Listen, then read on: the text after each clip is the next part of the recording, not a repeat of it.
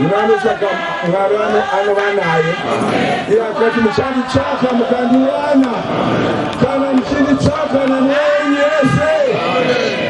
keko ngeta gutsa mudungwe aiwa kwa rasta akudiwe gutsa mudungwe chindena